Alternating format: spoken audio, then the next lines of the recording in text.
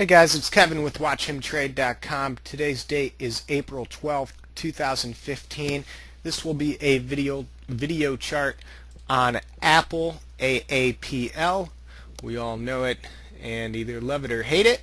So Apple, for all its ballyhooed, has been in a very tight channel over the last month or so, ever since the iWatch post shakeout. That was this move right here when you went from 127 down to 122, then recovered. You made higher lows over the last couple of weeks. You haven't yet made higher highs though, so you can't say for sure that it is on the verge of an upside move. However, given the trend over the last few months, few years, few decades, I mean, geez, stock's been a beast. I'm more likely to say that she's going to be going higher before she's going lower. But let's talk about some short-term levels. Pretty simple stuff on Apple, which I like. First off, 125. 125, that's your quarter mark above 100. As long as you're above 125, you are going higher in the near term towards 130. Below 125, and the lows to keep an eye out for are the March lows. You have two sequences, one at 121.60 and then the other at 122.60, so about $1 apart. 122.60, 121.60, key supports in the near term.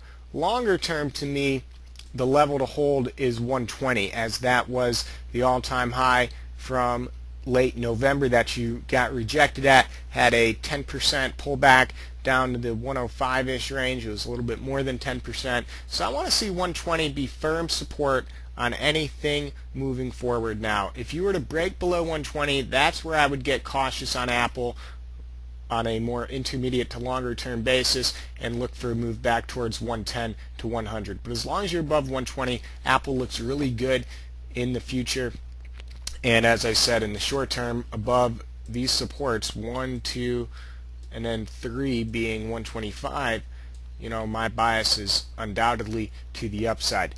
Near-term resistance levels, you've got this prior week's high at 128, so get above 128, make a higher high, and that should spark some momentum towards 130. And then of course the all-time high is now currently 133.60. That'll be the level to watch, as if you get above that, you know, 140s start to look awfully close. So long story short, Apple looks good, and a lot more things are going to have to go wrong for the stock to look bad than there are a lot more things that need to go right for the stock to look good. It just needs to keep doing what it's been doing, and it'll continue to look pretty good to me.